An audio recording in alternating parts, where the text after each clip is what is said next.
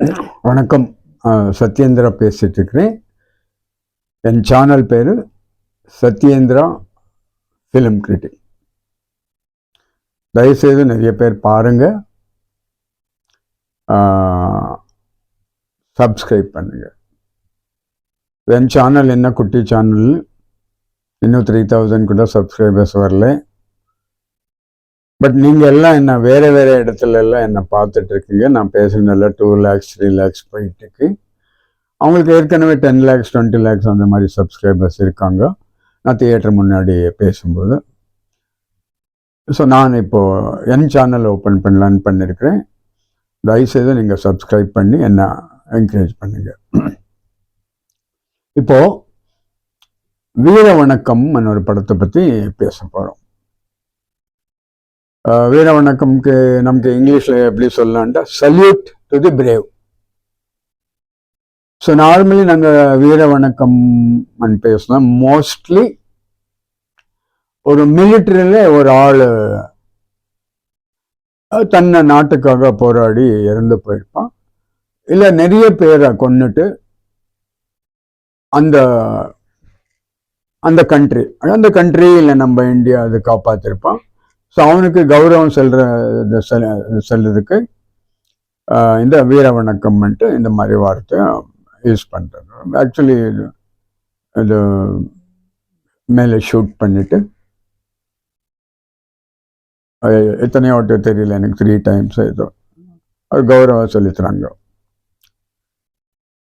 So இந்த படத்தில் actually நாங்கள் சுதந்திர போராட்டக்காரர்ன்ட்டு நிறைய பேர் சொல்கிறோம். காந்தி சொல்கிறோம், நெஹ்ரு சொல்கிறோம், தாதாபாய் நவரோஜி சொல்கிறோம், காமராஜ் சொல்கிறோம், எத்தனை பேர் சொல்கிறோம்.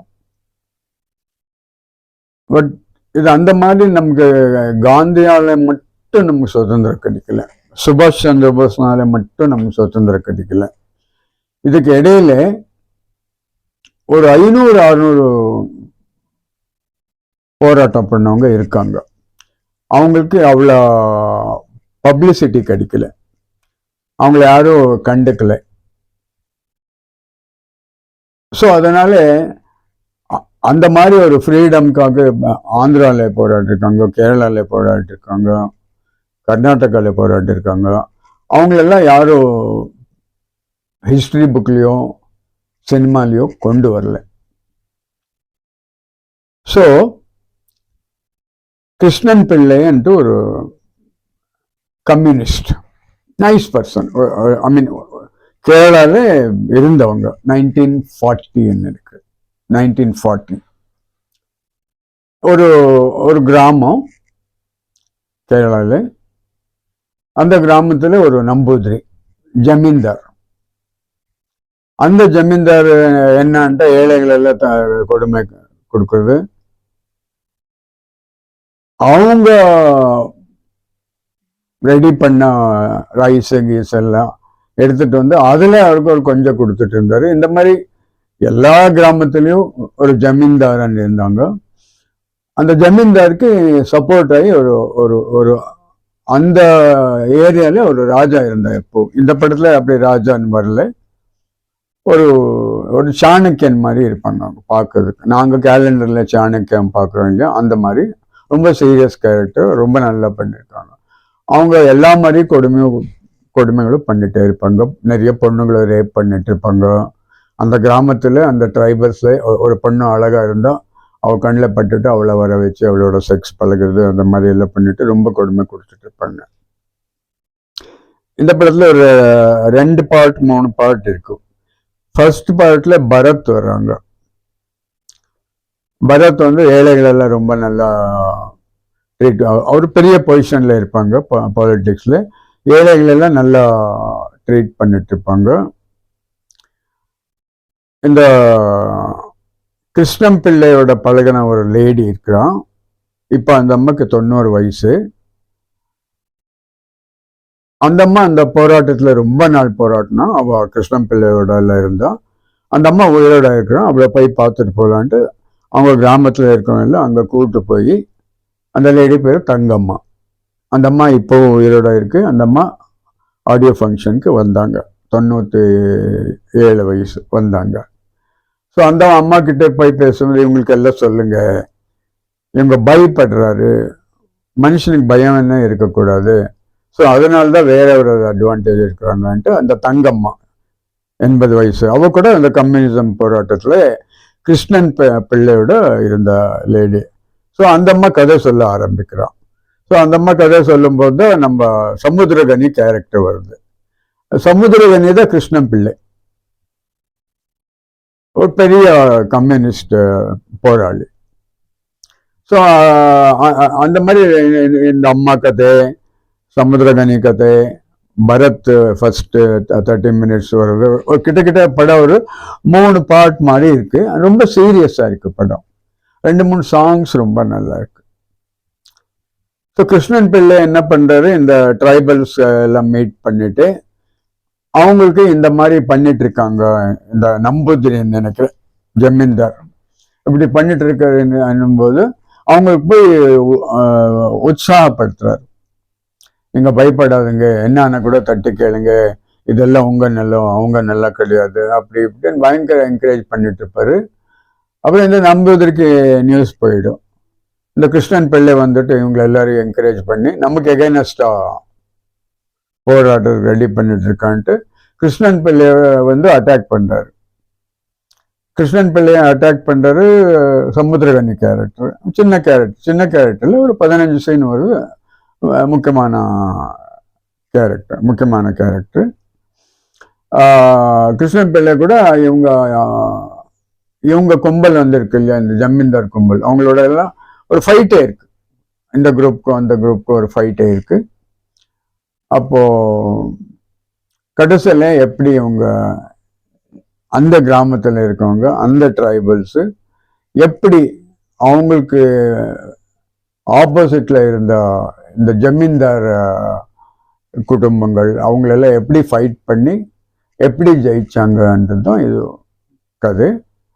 இது உண்மையாக நடந்த கதை. கிருஷ்ணன் பிள்ளை, கேரளா. அப்போ இந்த மாதிரி கதைகள் ஒரு ஹிஸ்டரியில ஒரு 1000 கதை இருக்கும். ஒரு பெரிய வாரியர் இல்லாம இருக்கலாம். பட் ஒரு தெலுங்கு படம் பார்த்தேன் கோவால. அதுல ஒரு 17 வயசு பையன், அவன் சுதந்திரக்காக போராடுறான். அவன் பத்தி 2.5 hours ஃபிலிம் எடுத்திருக்காரு.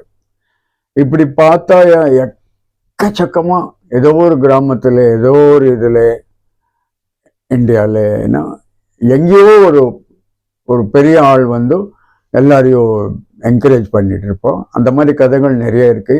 நமக்கு தெரிஞ்சது ஹிஸ்ட்ரி புக்கில் நாங்கள் பார்த்த ஃபேஸஸ், நாங்கள் படித்த நேம். அதை தவிர இவங்களெல்லாம் மறைக்கப்பட்டவங்க, வேணும்னு மறைக்கப்படல. ஹிஸ்ட்ரியில அவ்வளோ இவருக்கு இம்பார்ட்டன்ஸ் வரல.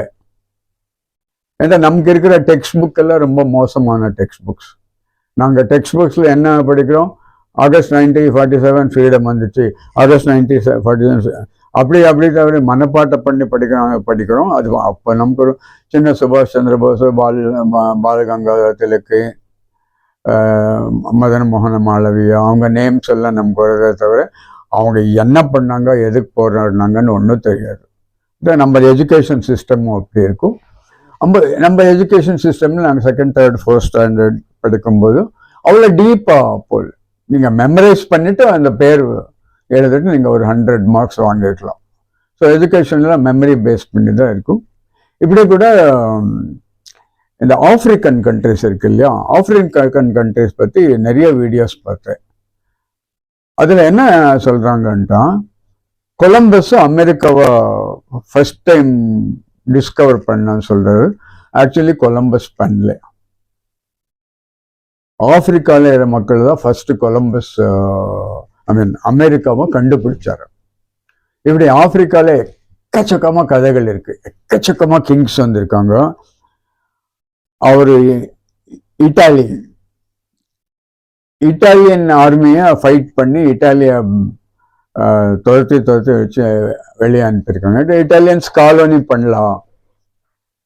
இப்போ நமக்கு பிரிட்டிஷ் வந்தாங்க இல்லையா, அந்த மாதிரி இட்டாலியன்ஸ் வரும்போது அவங்க ஆப்போசிட்ல போராடி இருக்காங்க. அதில் நிறைய ஆப்பிரிக்கன் குவீன்ஸ் எல்லாம் இருக்காங்க, பெரிய போராளி எல்லாம் இருக்காங்க. அவங்க பேரெல்லாம் நமக்கு தெரியாது, பெரிய பெரிய யுத்தங்கள் எல்லாம் நடந்திருக்கு ஆப்பிரிக்காவில்.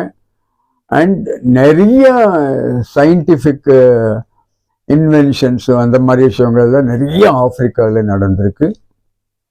அலெக்சாண்ட்ரியான்னு ஒரு பெரிய லைப்ரரி இருக்கு, தும்புக்து. இங்கே அலெக்சாண்ட்ரியான்ட்டு ஒரு மிகப்பெரிய லைப்ரரி இருக்கு. அதுவும் ஆப்பிரிக்காவில் ரொம்ப ஃபேமஸ். அதை பற்றி எல்லாம் நிறைய பேர் பேசலை, அந்த நியூஸ் பரவல. இதை பற்றி ஏன் சொல்றேன்ட்டா, நிறைய போராளிகள் இருக்காரு. அவங்க யாரு, அவங்க பேர் என்ன, அவங்க என்ன பண்ணாங்கன்னு கூட தெரியல. கொஞ்சம் விஷயங்கள் எல்லாம் வேணும் அன்ட்டு மறக்கப்பட்டது. அது ஒரு ஜாதியா இருக்கலாம், இல்லை அவன் அந்த போராளி இவரை கடுமையாக தாக்கிருக்கலாம். ஸோ நமக்கு ஹிஸ்ட்ரி எல்லாம் தெரிஞ்சதில்லை 1% தான். ஒருவேளை நாங்கள் புக்கில் படிக்கிற ஹிஸ்ட்ரி எல்லாம் உண்மையாக கூட இருக்காது. யார் அந்த காலத்தில் ஸ்ட்ராங்காக இருந்தாரோ, எந்த பப்ளிஷர் ஸ்ட்ராங்காக இருந்தாரோ, அவங்களுக்கு யாரை பற்றி எழுதணும்னு தோணுச்சோ அவங்கள தான் அவங்க மகான் ஆகிவிட்டாங்க. பட் யாரும் காந்தியை யாரும் எதிர்க்கலை. அம்பேத்கருக்கும் காந்திக்கும் ஒரு சின்ன ப்ராப்ளம் இருந்ததுன்ட்டு காந்தி முஸ்லிம்ஸ் நேசிக்கிறாங்கன்ட்டு. ஸோ அந்த மாதிரி கிருஷ்ணன் பிள்ளை என்ற ஒருத்தர் கதை. இது படம் கொஞ்சம் சீரியஸாக இருக்குது, சாங்ஸ் நல்லா இருக்குது. தயவுசெய்து போய் பாருங்கள். படம் கொஞ்சம் சீரியஸ் படம் தான். இதில் இன்னும் ஒரு காமெடி அந்த மாதிரி இதில் நிறைய ஸ்டார்ஸ் இல்லை. பார்க்க வேண்டிய படம் தான், கண்டிப்பாக பாருங்கள். நன்றி. சத்யேந்திரா பேசுகிறேன். என் சேனல் பேர் சத்யேந்திரா ஃபிலிம் கிரிட்டிக். ப்ளீஸ் தயவுசெய்து எல்லோரும் சப்ஸ்கிரைப் பண்ணுங்கள். நான் வேறு இடத்துலலாம் பேசிகிட்டு இருக்கேன். நான் பப்ளிக் தியேட்டரில் எல்லாம் அதெல்லாம் 2 லட்சம் 3 லட்சம் போயிட்டுருக்கு. எனக்கு இன்னும் 3000 சப்ஸ்கிரைபர்ஸ் கூட வரல. பட் ஃபர்ஸ்ட் டைம் தக் லைஃப் பேசும்போது ஃபர்ஸ்ட் டே 21,000 பேர் பார்த்துட்டாரு. எனக்கு அதில் 1000 ஹவர்ஸ் வந்துச்சு. தயவுசெய்து என்னை கொஞ்சம் என்கரேஜ் பண்ணுங்கள். என் சேனலுக்கு சப்ஸ்கிரைப் பண்ணுங்கள். ரொம்ப நன்றி.